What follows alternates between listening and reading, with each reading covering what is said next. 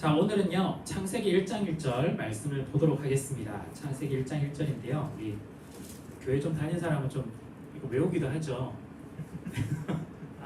아닌가? 네, 오늘 말씀 같이 한번 읽어보도록 하겠습니다. 우리 같이 읽겠습니다. 시작. 태초에 하나님이 천지를 창조하시니라. 아멘. 네, 여러분 올 한 해 여러분에게 있어서 올 한 해는 어떤 한 해가 되었으면 좋을 것 같으세요? 네, 여러분 나름대로 좀 기대하고 바라는 것들이 있겠죠. 우리가 매년 한 해가 시작될 때마다 우리가 이런 계획들을 좀 세워 나가는 것 같아요. 그래서 저도 올 한 해를 좀 생각해 보니까 제가 인생을 너무 재미없게 사는 것 같아서 좀 재밌게 살아야 되겠다 이 생각도 좀 하고요. 특별히 공동체 성경 읽기를 우리가 같이 시작하고 있는데 저도 꾸준히 성경을 잘 읽는 목사가 되어야 되겠다 이런 다짐도 했습니다. 좀 이상한 얘기 같지만 목사가 돼서 성경 읽기가 생각보다 힘들어요. 네. 이게 약간 직업병이어가지고 성경을 읽을 때 진짜 순수한 마음으로 열린 마음으로 말씀을 잘 받아들이면 되는데 이거 막 묵상하다 보면 이거 설교하면 참 좋겠다 막 이렇게 자꾸 직업으로 나가서 그래서 그렇습니다. 혹시나 제 라이브로 들으시는 분들 중에 목소리가 좀 잘 안 들린다 싶으면 댓글로 한번 올려주세요. 네. 네. 최대한 크게 하도록 하겠습니다.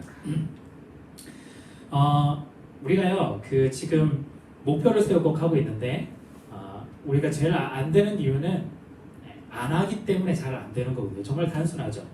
계획은 세우는데 계획은 누구나 세울 수 있는데 그 계획대로 하지 않기 때문에 우리가 잘 안 되는 경우가 좀 많은 것 같아요. 그래서 올해는 계획을 세우실 때 너무 크게 세우시지 마시고 좀 작게 나도 할 수 있는 정도 수준, 자기 수준을 너무 높이지 마시고요. 시작을 해보시면 좋겠고요. 특별히 올해 이런 마음이었으면 좋겠습니다. 우리의 신앙이 처음으로 한번 돌아갔으면 좋겠다. 각자가 이런 마음으로 한번 계획을 세워보면 어떨까. 그래서 각자가 계획을 세우실 때 신앙적인 계획을 혹시 세우지 않으셨다면 특히 성경 읽기라든지 기도라든지 기본적인 것들을 한번 다시 한번 세워보시면 좋겠습니다. 아마도요 1월 1일이 보통은 다 시작이라고 생각하겠지만 1월 1일, 1월 2일, 1월 3일 같은 경우에는 약간 앞에 준비하는 시간인 것 같아요. 항상 우리가 뭐든지 시작은 월요일부터 시작하잖아요. 네. 주일날 다짐하고 월요일부터 시작하는 거니까 너무 1월 1일부터 시작 못했는데 너무 걱정하지 마시고 다시 시작하면 되시니까요. 그래서 성경을 읽으시고 또한 특별히 성경을 통해서 하나님이 어떤 분이신지 또한 경험해보고 만나보는 한 해가 되었으면 좋겠습니다. 그래서요 우리가 좀 믿음의 사람이 진짜 자기 스스로 볼 때도 내가 좀 믿음이 성장하는구나를 경험하셨으면 좋겠어요. 제가 참 안타까웠던 건 뭐냐면요 생각보다 우리 믿는 사람들이 성경을 안 읽는다는 사실에 좀 안타까웠어요. 네. 교회는 다녔는데 실제 성경을 읽어본 적이 많이 없는 거예요. 네. 제가 원했던 많이라는 말이 10독, 20독, 30독 이걸 원하는 게 아니라 그냥 1, 2독 하는 것도 거의 해본 적이 생각보다 많이 없더라고요. 그래서 올 한 해 같이 성경을 읽으면서 응원해가면서 격려해가면서 하면 참 좋겠습니다. 자, 참 감사하게도요 올해 첫 큐티가 창세기였고요. 또한 공동체 성경 읽기도 창세기로 시작을 해서요 우리가 처음부터 시작한다 그리고 혼자만 시작하는 것이 아니라 다 함께 시작한다는 마음으로 해보시면 참 좋겠습니다. 자, 여러분 창세기 우리가 1장 1절을 읽었었는데 그래도 교회를 좀 다니신 분들은 창세기가 어떤 내용이 있는지는 대충은 좀 아시잖아요. 네.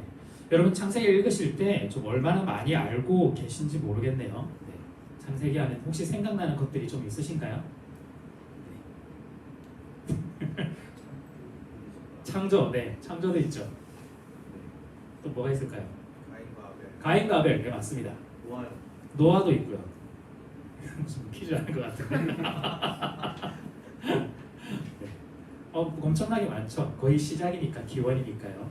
죄에 관한 이야기도 있고 아까 노아에도 있고 바벨탑 이야기도 있었고 바벨탑 끝나면 아브라함 이야기도 있고 아브라함의 아들 이삭도 있고 이삭의 또 아들들 그리고 또 야곱의 12 아들들 또 이야기도 있고 그래서 창세기가 끝나는 창세기가 몇 장까지 있을까요?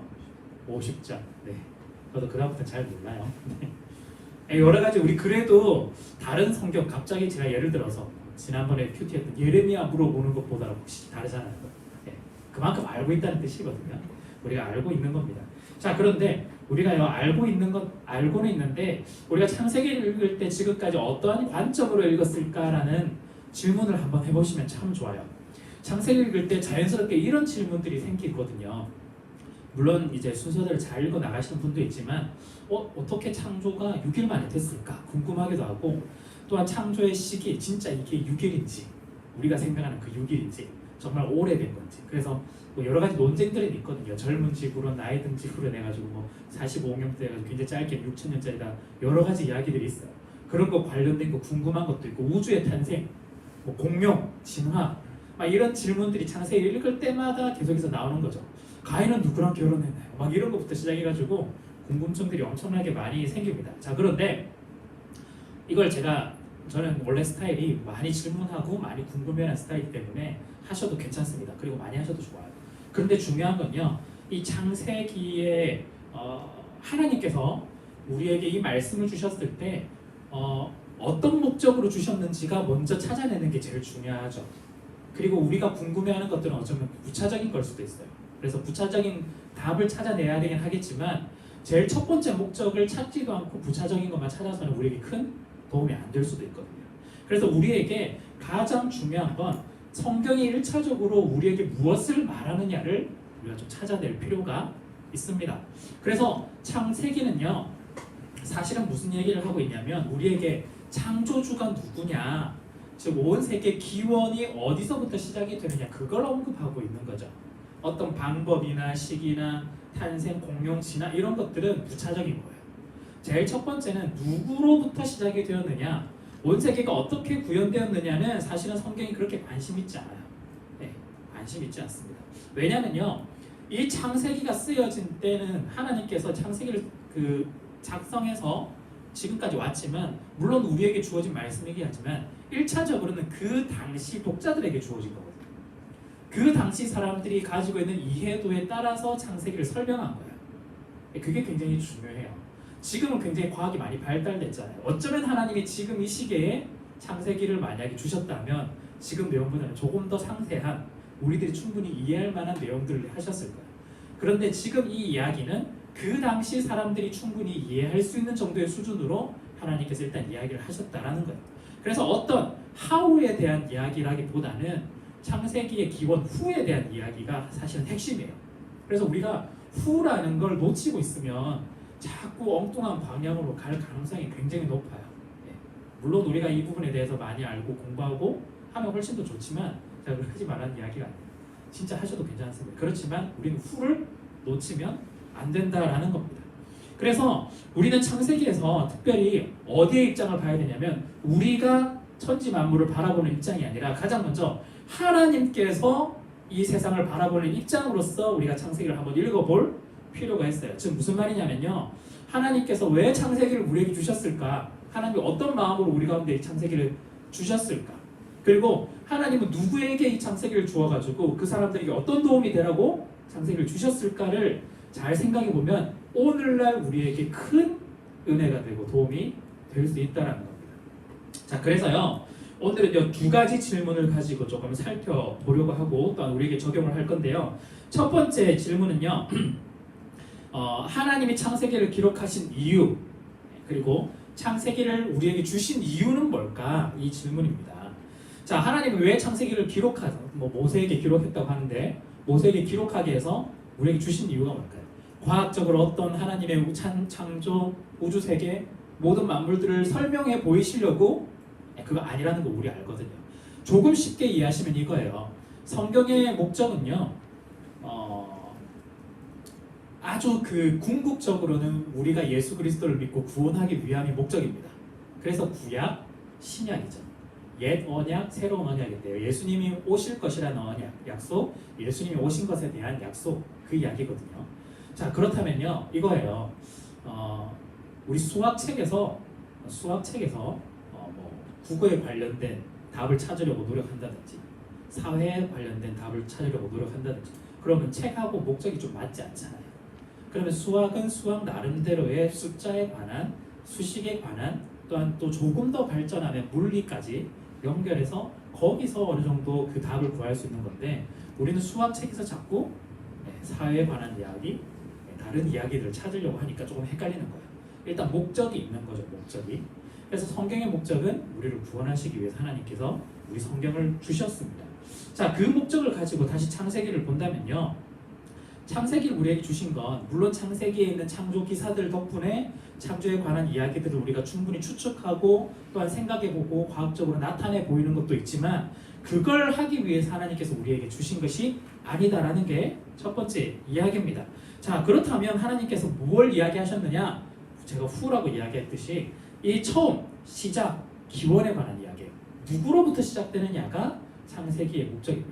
즉 하나님으로부터 시작되고 있다. 이게 핵심이에요. 그래서 창세기 1장 1절에는 이렇게 이야기해요. 우리가 잘 외우고 있죠. 태초에 하나님이 천지를 창조하시니라 이렇게 되어 있습니다. 너무나 유명한 말씀이에요. 여기서 보면요. 이 말은요. 우리에게 어떤 설득을 하겠다, 잘 가르쳐 주겠다, 이해를 시키겠다 이거 아니에요. 이거 보면 이건 선언이에요. 선언, 선포, 선언. 태초의 시작은 그냥 하나님이다 라고 이야기를 해주는 거예요. 그래서 사실은 우리 믿음의 시작은 1장 1절부터 시작이 돼요. 뭐 예수님 가서 뭐 그때 가서 우리 믿음 이야기 보통 생각하지만 그게 아니에요. 1장 1절부터 우리의 믿음이 시작될 수 있어요. 즉 성경을 볼 때 이 1장 1절이 받아들여진다면 사실은 나머지 부분 다 받아들여지는 거예요. 나머지 부분이 잘 받아들여지지 않는다. 사실은 1장 1절부터 걸리기 때문에 사실 나머지 부분이 다 받아들여지지 않는다라는 거죠. 자, 그러면 1장 1절이 무슨 말이냐? 태초에 하나님이 천지를 창조하셨다라고 되어 있는데 여기에는 제 나름대로 생각하기에는 크게 두 부류의 단어로 좀 설명이 되어 있어요. 즉 굉장히 중요한 핵심적인 단어 플러스 거기에 플러스 들어가는 부수적인 단어. 이거 부수적인 단어라고 해가지고 절대 가벼운 단어는 아닙니다. 그런데 이제 약간 이제 부사격인 이런 것들을 좀 떼어내 보는 거죠. 굉장히 중요한 핵심 단어는 하나님이 창조하셨다 이 단어예요. 즉 하나님이 창조하셨다 이게 핵심입니다. 하나님이 창조하셨다. 자, 여기 주제가 하나님이 창조하셨다. 제가 여러 번 말씀드렸는데 즉 창세기에서 말하는 성경이 말하는 것은 기원, 누구로부터 시작되느냐? 하나님으로부터 시작된다. 하나님이 하셨다라는 그걸 설명하는 거야. 네, 그걸 설명하는 겁니다. 자, 그런데 여기서 빠져있는 두 가지 단어가 있죠. 뭐죠? 태초와 천지, 이 두 단어입니다. 제가 부수적이라고 했지만 오늘 사실은 설교의 이 앞부분의 첫 번째 질문의 핵심이에요. 사실은 창세기에서 이 두 단어가 굉장히 중요한데요. 왜 그러냐면 하나님이 창조하셨다라는 이 말이 이 기원이라면 하나님이 뭘 창조하셨느냐? 네. 여기는 우리는 지금 보기에 태초에 하나님이 천지를 해서 목적어인 천지만 창조한 것처럼 보이지만 사실은 하나님은 두 가지를 창조하신 거예요. 태초와 천지 두 가지입니다. 태초는 뭘까요? 시간이에요. 천지는 뭘까요? 공간이에요. 예, 좀 쉽게 이해되시죠? 네. 태초는 시간이고 천지는 공간입니다. 하나님께서는 쉽게 말하면 지금 시간을 창조하시고 공간을 창조하셨어요. 그러면 하나님은 시간과 공간하고 관계없으신 분일까요? 네, 관계없어요. 즉 쉽게 말하면 하나님은 무한하신 분이고 영원하신 분이에요. 전혀 관계가 없어요. 그런데 하나님께서 굳이 창조를 하시는데 유한한 시간을 창조하시고 또한 한계가 결정되어 있는 공간을 창조하셨다는 뜻이에요.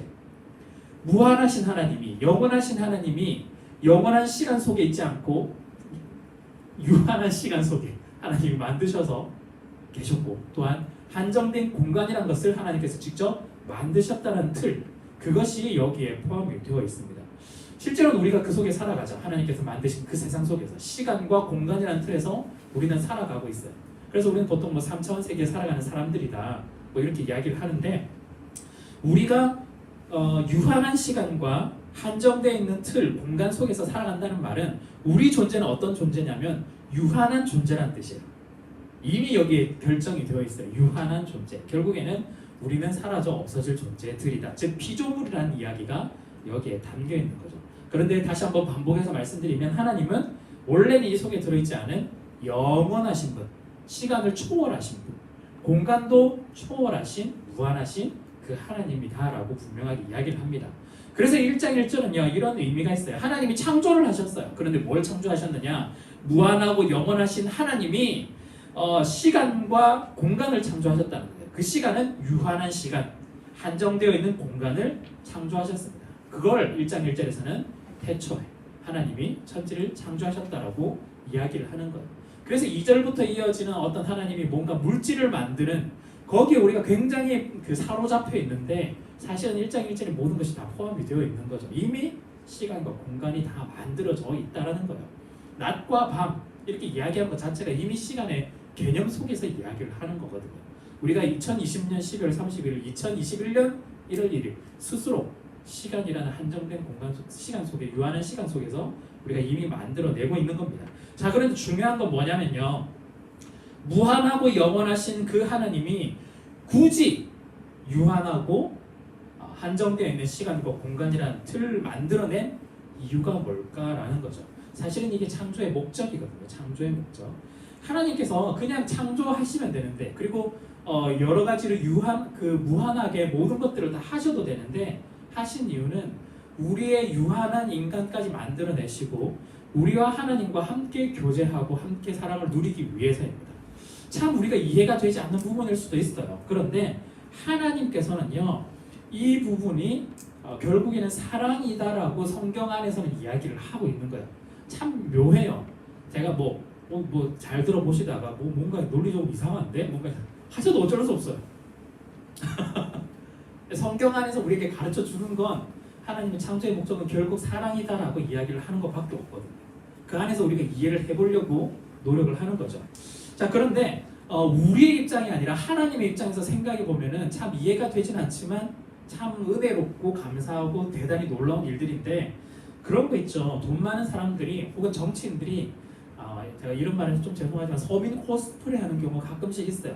나도 당신들의 마음을 잘 안다 이렇게 하면서 코스프레 하면서 뭔가 이렇게 하기도 하는데, 그럼 시장을 가기도 하고 또한 대중교통을 타기도 하고 여러 가지를 해보기도 하는데요. 그런데 그 사람들이 영원히 그렇게 하고 있느냐? 그런 건 아니거든요. 그냥 잠시 그 시간에 내가 뭔가를 얻기 위해, 예를 들어 정치인 같은 경우는 표를 얻기 위해, 이득을 얻기 위해 나도 이렇게 하고 있다는 걸 일부러 보여주고 있는 겁니다. 자신의 이득을 위해서, 목표를 위해서 잠시 한번 그런 척 해보는 거예요. 전혀 그런 마음이 사실은 없는 거예요. 그런데 이걸 그대로 우리가 하나님께 한번 적용해 볼 수 있을까? 하나님은 그렇지 않다라는 거죠. 하나님은 굳이 일부러 유한한 시간과 공간의 틀을 만들어서 사시는 분이 아니라는 거예요.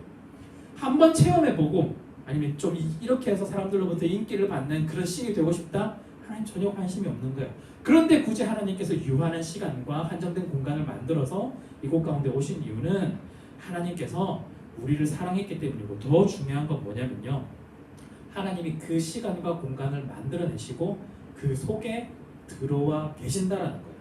무한하신 분이 속에서 함께 우리와 동행하고 살아가신다라는 거죠. 방금 이야기했던 어떤 사람들이 서민 코스프레 한다고 잠시 한번 그 세계에 들어왔지만 일부러 척할 뿐 다시 그 세계를 밖으로 나가버리거든요. 너네랑 관계없어.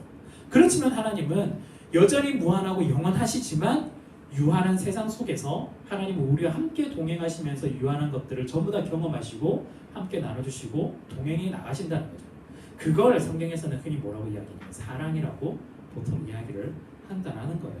제가 자주 이런 이야기, 자주 했나? 모르겠는데 한두 번은 얘기했는데요. 이런 이야기를 했는데 삼위 하나님을 설명할 때, 즉 성부 하나님, 성자 하나님, 성령 하나님을 설명할 때 제가 이런 식으로 좀 설명을 해드린 적이 있어요.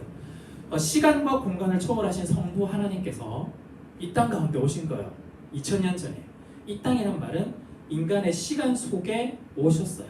그리고 2000년 전에 그 하나님, 즉 예수님이죠. 예수님이 우리 오늘날 2020년에 우리랑 무슨 관계가 있을까라고 했는데, 그 성령 하나님께서 시간과 공간을 초월하셔서 다시 우리의 마음 가운데 오셔서 우리가 하나님을 알고 깨닫고 믿을 수 있도록 만드시는 분이 삼위 하나님이신 거예요.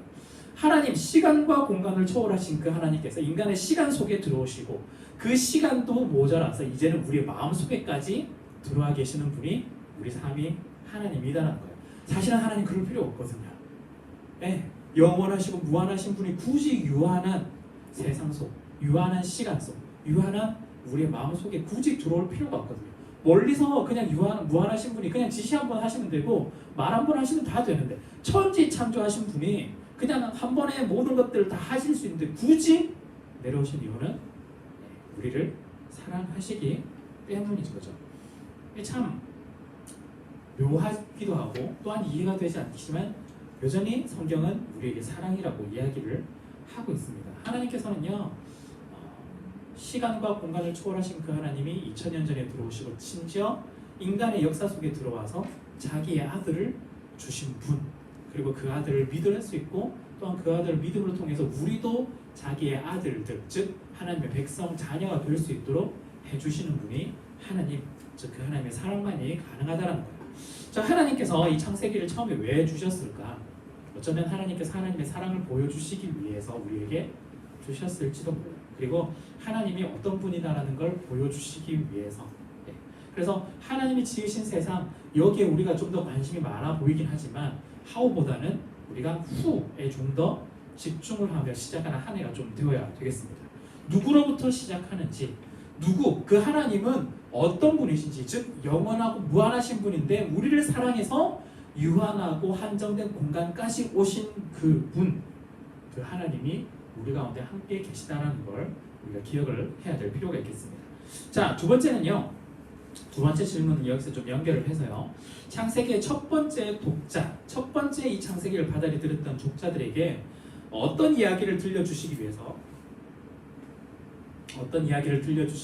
이 창세기를 썼을까?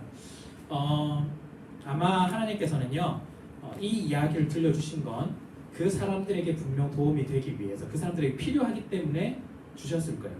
우리 흔히 모세오경이라고 하거든요. 창세기, 출애굽기, 레위기, 민수기, 신명기 이렇게 모세오경이라고 하고요. 뭐 학자들마다 여러 가지 이야기를 해요. 또 자기가 좀 있어 보이는 걸 이야기해야 되니까 사경이라고 이야기하는 사람, 4개만 이야기하는 사람이 있고 6경이라고 이야기하는 사람도 있고 여러 가지가 있습니다. 어쨌든 있는데 모세오경이라고 하는 건 모세가 저자다라고 해서 모세오경이라고 하거든요. 모세가 창세기 처음에 태초에 있는 그 시점에서 모세가 있었던 건 아니거든요. 하나님께서 성령의 감동하심을 주셔서 모세가 그걸 받아 적은 것들이 창세기인데, 모세가 있었던 시대는 쉽게 말하면 이집트에서 탈출해서 광야의 시대. 왜냐하면 모세는 가나안 땅에 안 들어갔거든요. 못 들어갔거든요. 그럼 지금 광야의 시대인 거예요. 출애굽한 이후 시대. 그 독자에게 주어졌다는 거예요. 쉽게 말하면. 즉 이 사람들, 지금 하나님의 말씀을 듣고 있는 사람들, 받고 있는 사람들, 이 사람들은 어디에 살고 있냐면 지금 광야에 살고 있는 사람들이에요. 그 사람들에게 하나님께서 태초에 어떻게 일이 일어났다라고 하나님이 설명해 보이시고 있는 거죠. 시작은 나로부터 시작된다라고 말씀하고 있는 거예요. 이 사람들은요, 즉 출애굽한 백성들, 광야에 살고 있던 사람들은 사실은 여러 가지 기적을 맛봤어요. 어떤 기적을 맛봤냐면 이집트에서 10가지 재앙을 맛봤고요. 그리고 홍해가 갈라지는 기적을 맛봤고, 구름 기둥, 불 기둥도 직접 눈으로 봤고, 심지어 구름 기둥, 불 기둥은요, 우리가 영화 같은 데 보면 그 홍해가 갈라지는 그 순간에만 갑자기 뭔가 나타나가지고 이집트의 그 군대들이 못 들어오게 막고, 그래서 다시 사라지고 막 이런데, 성경에 보면 가나안 땅 들어가기까지 매일마다 있었대요. 왜냐하면 광야를 걸어 나갈 때 낮은 너무 더우니까 구름 기둥이 계속 있는 거예요. 밤에는 너무 추우니까 불 기둥이 있는 거죠. 그거 혹시 예전에 들어보신 적 있으세요? 중동에서 가장 인기 있는 제품 중에 하나가 난로라는 거. 굉장히 더워서 아무도 안 쓸 것 같지만 밤에 엄청 춥대요. 지표가 굉장히 열이 빨리 빼앗기기 때문에. 그래서 생각보다 밤에는 이런 것들이 또 난방기구가 필요하대요. 그런 것처럼 밤에는 엄청 춥거든요. 그만큼 하나님께서 좀 도움을 주셨던 거죠. 이처럼 이 사람들이 이것뿐만 아니라 어쩌면 만나와 메추라기도 경험했고요. 또한 신명기에 보면은 40년을 매일마다 걸어 다녔는데 신발도 하나도 해지지 않고 옷도 한 번도 뜯어진 적이 없다, 이렇게 이야기를 해요. 즉 하나님께서 그만큼 은혜를 베풀어 주셨다라고 이야기를 하거든요. 즉 이 사람들은 눈으로 직접 모든 걸 다 봤어요. 하나님께서 하시는 기적들. 그런데 생각해 보시면요, 여전히 나는 하나님의 은혜를 누려라고 생각했는데, 우리가 누리는 생각은 정말 드넓은 초원 위에, 잔디밭 위에 저 바닷가가 딱 보이면서 굉장히 멋있는 집에서 살고 있는 그런 게 꼭 마치 하나님의 은혜를 누리는 것처럼 생각하는데, 하나님의 기적들이 매일마다 오기는 하지만 정작 자신이 밟고 있는 그 땅은 광야인 거예요. 아무것도 없는 거예요. 그냥 풀만 조금 돌아가 다니는 정도 수준, 그리고 그냥 암벽이 조금만 낮은 암벽들이 있고 모래밭이 좀 많고 그런 거예요. 즉 이 사람들이 물을 마시고 싶어도 마음대로 물을 마실 수가 없어요. 성경에 보면은 몇 번 바위를 쳐가지고 물이 나왔다 이렇게 되어 있지만 중간중간마다 이 사람들은 어떻게 물을 마셨을까 생각해 보면은 참 아찔하죠. 왜냐하면 이 사람이 50명, 100명이 아니었거든요. 출애굽 때. 학자마다 좀 다르긴 하지만 최소 200으로 봐요. 많게는 400만, 200만에서 400만. 네. 그래서 상상해 보시면요, 모세가 반석을 빵 쳐가지고 물이 딱 나왔는데 우리가 상상에는 그냥 멋있게 이 여기서 확 이렇게 뭔가 나올 것 같지만 200만 이상의 사람들이 물을 마시려면 거의 시내가 흐를 만큼 엄청난 양이 나와야 그 사람들이 기다리지 않고 어느 정도 마실 수 있지 않나 이렇게 상상해 볼 수 있는 거죠. 그만큼 쉽게 물을 얻을 수 있는 장소도 아니었거든요. 쉽게 얻을 수 있는 장소도 아니었어요. 그럼 내 마음대로 되는 게 한마디로 없는 거예요. 지금 이 현재 광야라는 곳이 내 마음대로 할 수 있는 것도 없고요. 내가 먹고 싶다 해서 다 먹을 수 있는 것도 아니고 그냥 매일마다 떨어지는 만나고 매출하기만 먹어야 되는 그런 상황이 있다라는 거예요. 자, 이럴 때 어떤 마음이 들었을까? 즉 자기는 가나안 땅 들어간다고 생각했는데 적과 꿀이 흐르는 땅에 들어간다고 생각했는데 지금은 계속해서 걸어야 되고, 그런데 그 걷는 게 하루 이틀이 아니라 40년을 걸어야만 들어갈 수 있다고 생각해 본다면 굉장히 절망적인 거예요. 매일마다 하나님의 은혜를 경험한다지만 그게 눈에 안 들어오게 되는 거죠. 그때 하나님께서 주신 말씀이 뭐냐면 지금 1장 1절이에요. 태초에 하나님이 천지를 창조하시니라. 이 말씀. 정말 뜬금없는 이야기인 것 같지만 사실은 하나님께서 이 사람들의 신앙에 대해서, 믿음에 대해서 다시 한 번 더 점검하게 하시고 다시 한 번 더 하나님을 바라볼 수 있도록 하시는 거예요. 광야라는 곳은요, 자기가 계속 땅밑만 밟아보고 또한 바라보고 또한 자기 문제만 집중하면 아무것도 얻을 수 없는 곳이에요. 그곳에서 무엇을 바라봐야 되느냐? 하늘로부터 내려오는 만나를 바라봐야 되고 하나님께서 주시는 물을 바라봐야 되고 하나님께서 베풀어 주시는 구름 기둥과 불 기둥을 바라봐야 된다는 거죠.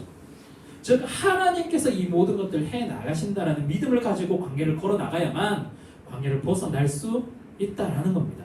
즉 하나님께서 1장 1절을 주신 이유는요, 이 모든 것, 너네가 지금 잠깐 먹는 것, 잠깐 자는 것, 잠깐 구름기둥, 불기둥, 이거 아무것도 아니야.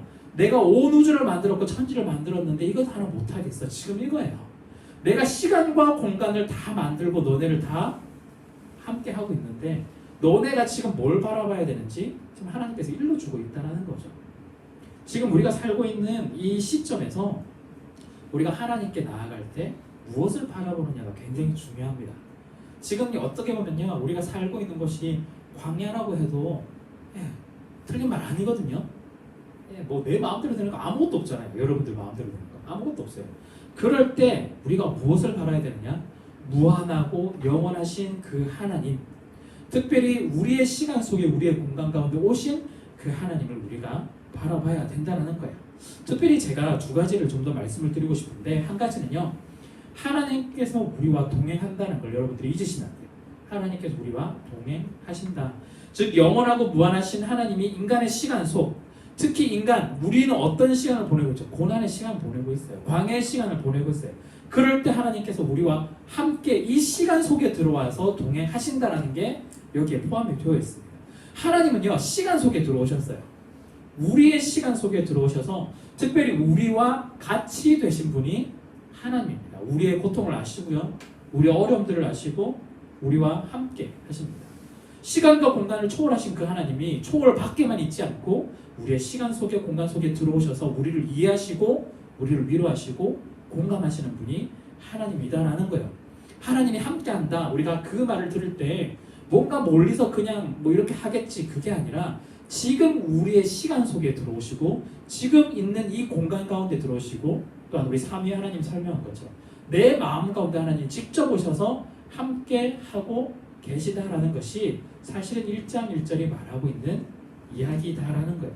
그래서 하나님께서 우리와 동행하고 있다는 걸 잊으시면 안 돼요. 특별히 우리가 어떤 길을 걸어갈 때 예를 들어서 그 산티아고 순례길, 저는 안 가봤지만 가본 것처럼 많이 보면요, 사람들이 똑같이 하는 이야기가 있더라고요.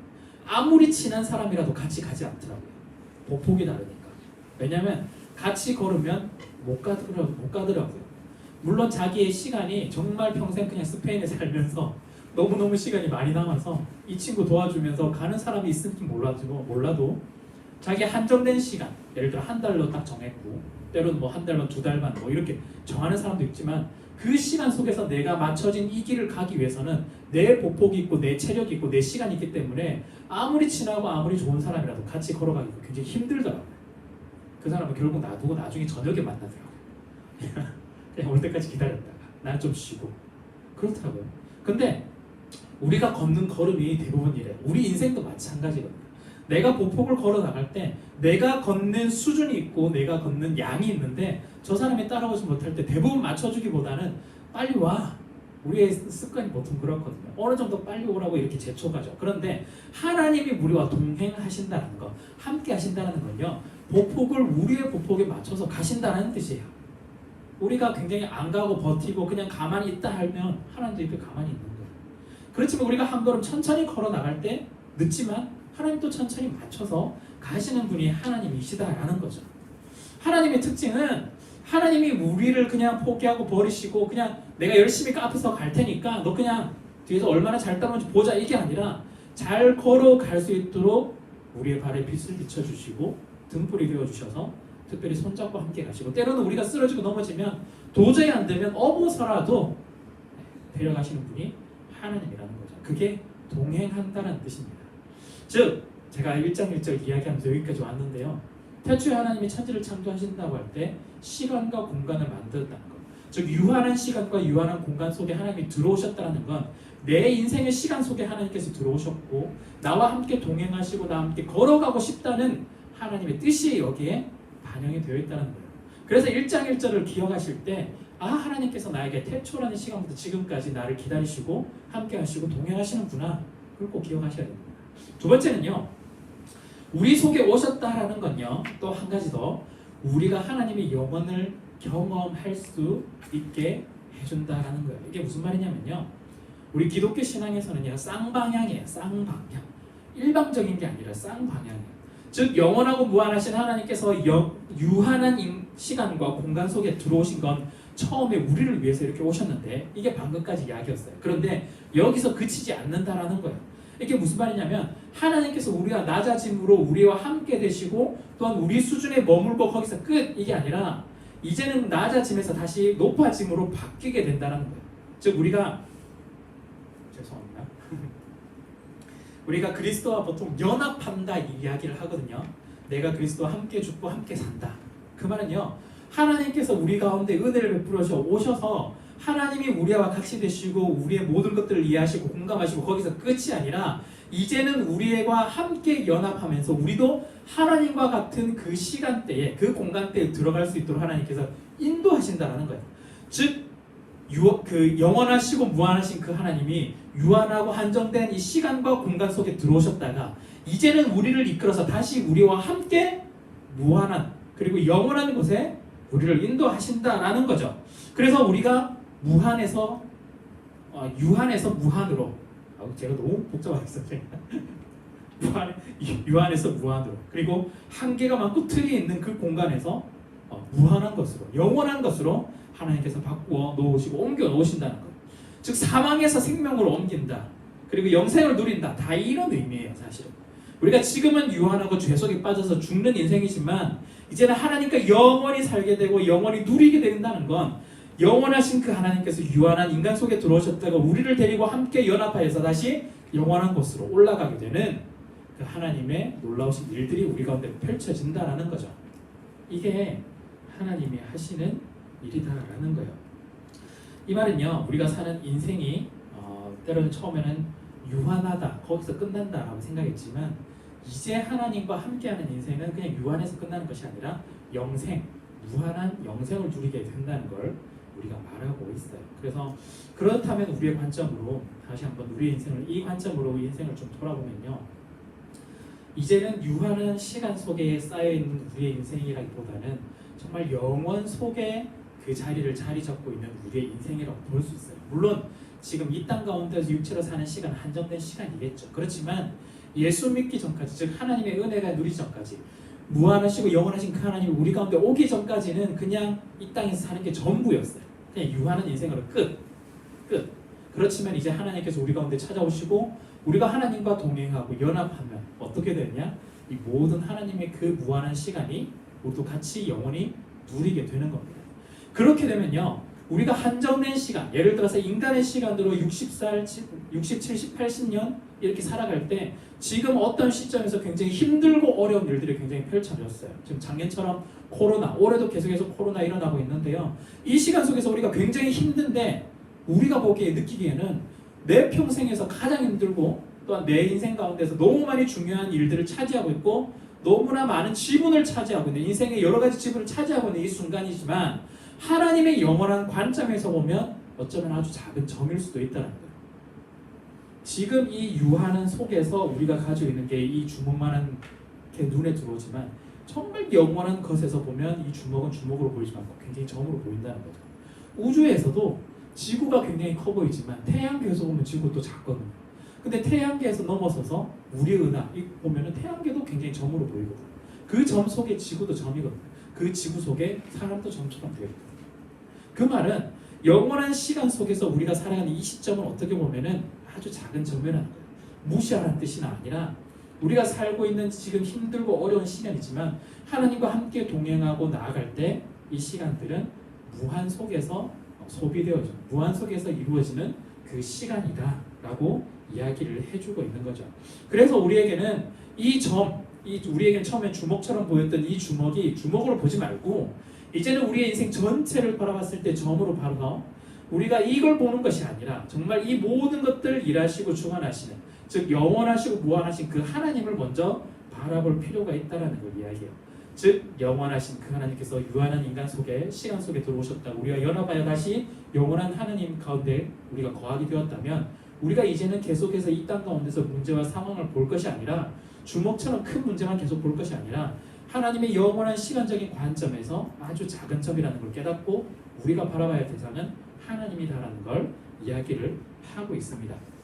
이것이요 사실은 1장 1절이 말하고 있는 것이고 창조의 목적입니다. 그래서 오늘 말씀을 잠깐 한번 좀 정리를 해보면요, 하나님께서 우리에게 이 창세기를 주신 이유, 그래서 우리가 창세기 읽을 때 뭘 봐야 되냐면요, 하나님이 어떤 분이시냐, 그리고 모든 시작은 누구냐 라는 걸 질문할 필요가 있는 거죠. 그 하나님은 어떤 분이셨죠? 무한하시고 영원하신 그 하나님이었고, 그 하나님이 뭘 창조했죠? 태초와 천지를 창조하셨어요. 즉 시간과 공간을 창조하셨습니다. 태초 천지라는 유한한 시간을 공간을 창조하셨는데, 창조하시고 뭘 하셨느냐? 그 유한한 시간 속에 일부러 들어오셨습니다. 왜 굳이 들어오셨느냐? 우리를 너무 사랑해서죠. 그렇기 때문에 출애굽기 당시의 사람들이 하나님의 창조를 듣고 경험한 것처럼 우리도 비슷한 상황, 지금에 있는 이 상황에서 하나님의 이 이야기를 듣고 동일한 마음을 가지고 경험하며 나갈 필요가 있습니다. 즉 하나님께서, 무한하신 하나님께서 유한한 시간과 공간 속에 들어오셔서 특히 우리 가운데 오셨다는 것, 우리와 동행하여 주시고 또한 낮아지심으로 우리의 보폭을 계속해서 맞춰서 걸어 나가신다라는 것. 그리고 우리 하나님은요, 우리의 연약함으로 우리의 우리가 가지고 있는 유한함 속에 머무르지 않고 우리가 원래부터 속해 있던 곳, 즉 하나님과 함께 살던 그 고향, 본향이라고 하죠. 영원한 곳에 다시 바라볼 수 있도록 우리를 인도하시는 분이십니다. 그래서 우리의 인생이 유한함에서 그냥 이렇게 계속 머무르는 것이 아니라 영원함을 바라볼 수 있는 인생이 되어야 되고요. 우리의 문제와 상황만 바라보는 것이 아니라 하나님을 바라볼 수 있는 우리 인생이 되어야 한다라는 겁니다. 자, 그래서요, 여러분 우리가 새해가 되면 뭐든지 좀 새롭게 하려고 하는데요, 중요한 건 우리가 보통 신앙생활마저도 내 힘으로 내가 먼저 시작하려고 이렇게 하고 있는데 시작점을 우리가 다시 한번 재세팅 하면 리셋하면 참 좋겠습니다. 내가 시작하는 것이 아니라 하나님이 내 인생 가운데 시작하실 수 있도록, 그래서 그 하나님이 처음부터 끝까지 다 관여하시고 나를 인도하시고 도우실 수 있도록, 특별히 하나님께서 우리의 인생 가운데 올해 21년 가운데 하나님께서 나를 찾아와 주시고 또한 동행하여 주시고 내가 가지고 있는 유한한 것에서 영원으로 이끌어내실 수 있도록 그 하나님께 나의 모든 것들을 맡기고 바라볼 수 있는 올 한 해와 시작점이 되었으면 좋겠습니다. 자, 그래서요, 올해 계획을 세웠지만 다시 한 번 더 여러분들의 신앙 점검을 한번 해보셨으면 좋겠고 하나님으로부터 시작하는 신앙 계획이 되었으면 좋겠습니다. 그래서 이제는 우리가 하나님의 뒤를 따라가면 돼요. 하나님께서 다 하실 거거든요. 그래서 우리를 찾아오실 때 우리가 하나님을 기쁘게 영접했으면 좋겠고요. 우리가 동행하실 때 우리 하나님의 걸음에 우리가 같이 또 맞춰서 걸어갔으면 좋겠고요. 하나님께서 우리를 영원으로 이끄실 때 영원하신 그 하나님을 우리가 바라볼 수 있었으면 좋겠습니다. 이것이 시작되신 하나님을 따라가는 시작이라고 볼 수가 있겠어요. 그래서 마무리를 하면서요, 여러분들이 올해 안에 하나님을 조금 더 풍성하게 한번 경험해 보셨으면 좋겠습니다. 하나님을 좀 더 경험해 보셨으면 좋겠습니다. 그래서 특히 영원이라고 하면은 정말 멀리서만 우리가 계속해서 볼 가능성이 있지만 또 우리에게 주어진 또 매일매일 있잖아요. 오늘 지금 이 순간 매일을 놓치지 마시고 계속해서 하나님을 만나고 경험하고 나아갔으면 좋겠습니다.